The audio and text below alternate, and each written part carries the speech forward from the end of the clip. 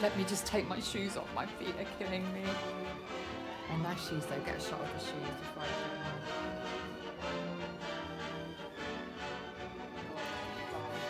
Shoes. Right, let me get comfortable before we start. Very nice. Handbag over there, shoes over there. Okay, hi Stylistas. The Oscars have just finished, we just got back, and we wanted to bring you the hot looks from the red carpet of Oscars 2017. So we're going to do what's hot and, more importantly, what's not. So before we get on and do the list, let's talk about a few of the current trends that were on the red carpet for Oscars 2017. There was a lot of white. I must admit, I haven't seen that much white for some years now. Chrissy Teigen was in white, Karlie Kloss was in white, but she was wearing something that I think Gwyneth Paltrow wore a few years ago, like the old Tom Ford gown. So Karlie Kloss was in Stella McCartney, had the cloak on the back, which I'm sure you've all seen. She didn't make either of our lists. She'll be pleased to know she didn't make the second one. Naomi Harris as well was in white. They were the three white gowns that stood out. There was a lot of metallics. Dakota Johnson was in metallics. Jessica Biel was in a head-to-toe covered up metallic dress with a Tiffany metallic necklace on.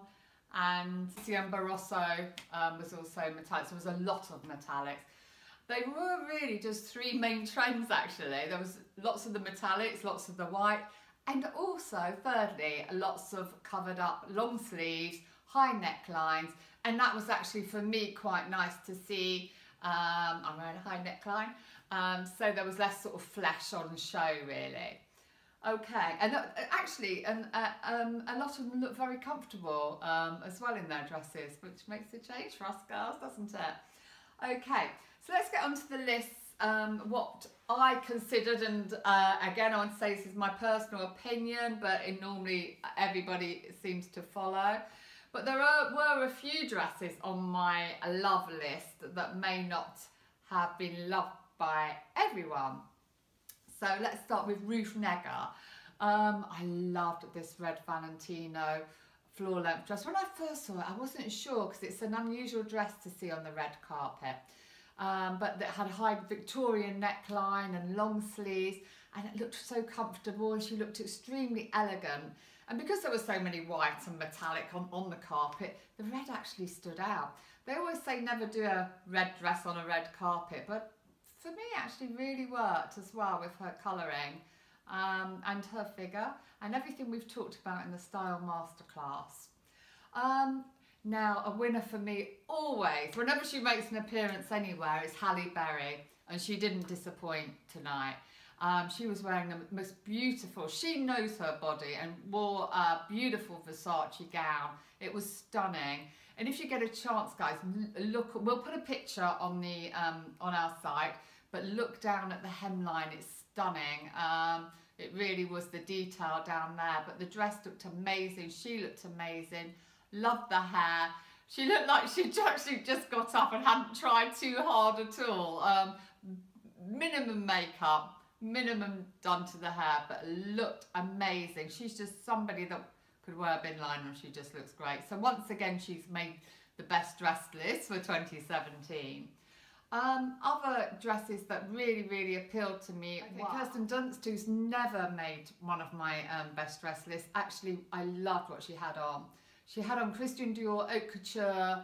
The only thing is she didn't have haute hair. So the hair kind of ruined the look, but I loved the dress so much. She dressed to suit her hourglass figure. What would have made it perfect for me is had she chosen her colour in the right palette. Black is the wrong colour for her complexion and did her complexion no favours. But loved the dress, and you could tell it was haute couture, the way it was fitted to her body, and actually did stand out, I have to admit. And Emma Stone is a winner all round. She's been a winner all season for me in everything that she's worn. And most of her dresses have been very similar. Tonight she wore Givenchy haute couture again, and it was gold beaded. It was almost like a flapper style, had fringing along the bottom, lots of levels of fringing, and her hair was done in a flapper style as well, so it really did complement the whole outfit, and her makeup looked immaculate. She almost looked like a little Oscar statuette and looked amazing and looked like a winner. Loved it, loved it, loved it. So my big winner of the night, which might surprise lots of you, was Taraji P. Henson for me personally, in a navy velvet Alberta Ferretti gown. Everything we've been doing in the Style Masterclass, this lady lived up to tonight. She had the right colour for her, she had the right style for her lovely hourglass figure. She was girly, but the velvet showed her the dramatic side of her. The slit was just the right height. She, to me, looked pulled together, looked amazing. Hair, makeup, dress. And to me, that is style. We're not talking about trends. We're not talking about fashion.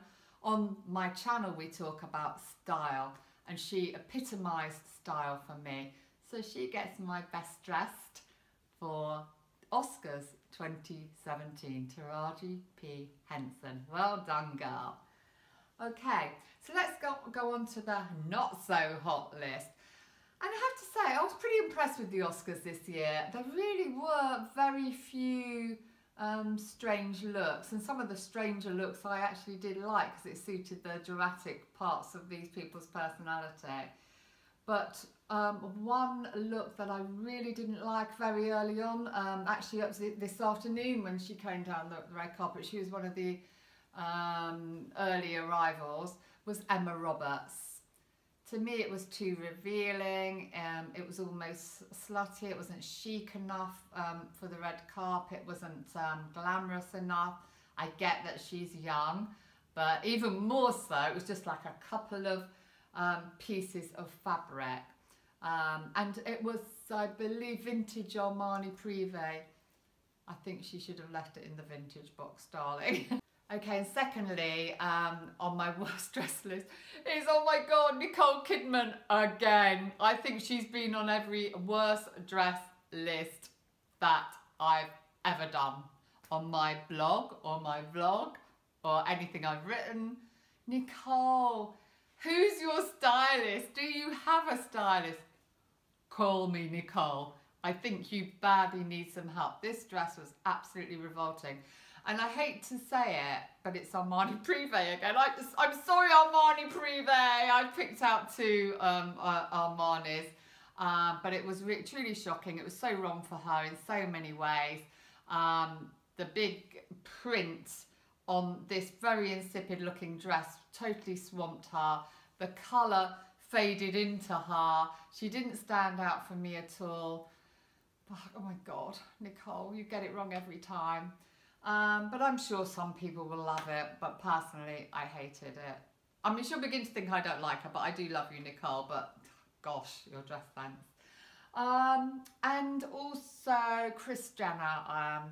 I love Kris Jenner. I'm a massive Kardashian fan. Love the Kardashians. Hi, Kim. But she had on a Giovanni. We're on one of the Style Masterclasses, we spoke about texture. Have a look at this dress and it will prove to you everything I say about texture is completely right. And she had a lot of texture, added pounds to her, and white is not a good colour for Kris. Kris is a winter. She'd look great in a fuchsia pink, something nice and bright, a bright green, even a bright blue, but white washed her out entirely. It aged her. It didn't do her complexion any good, and she looked huge and frumpy in it. And I know she's a beautiful woman, could do better. Kris, you've got so much money, you could afford me to style you. So, okay, let's not forget the men. Let's just put a couple of men in there because it's always all about the ladies. So mostly the men all look the same. I mean, Tom Ford is my favourite man's designer. But I have to pick out a couple of guys that really stood out for me today. And that is Pharrell Williams. You know, he's got some flair. He's quite dramatic in his personality. He wore the most beautiful Chanel tux tonight. A little bit flamboyant, a little bit edgy. That's what we've come to expect from Pharrell. No hats, thank goodness. But yeah, I loved it, Pharrell. Well done. And last, but by no means least, probably my best dressed man of the whole award seasons was Sonny Power from the Lion film, who I also do think deserved the Best Actor Oscar. He was much better than Dev Patel in that film, and I think he was, you were robbed, Sonny, you were robbed. But he looked amazing. He dressed age appropriate because he had a lovely little tux on, but worn very, very elegantly with green trainers, and looked amazing. Unfortunately, we didn't know who his suit was by. Nobody asked him, and I'm not sure he knew who it was by. So, but he did look extremely smart, and what an adorable young man. Go Sonny. Look forward to seeing you in some films in the future as you get older. So that brings us to the close for another Oscars season. It was quite a good season. I think most of the people were really well dressed. I think they've all got stylists now. It's only Nicole. But it was actually quite a good season. There was lots of elegant dresses out there tonight. Loved it. Look forward to next year. So that concludes the Oscar season. I need to go to bed, and subscribe if you don't want to miss anything else, because we do something every week, sometimes twice a week, but definitely every Wednesday for the masterclass, so you don't make those mistakes that the stars make.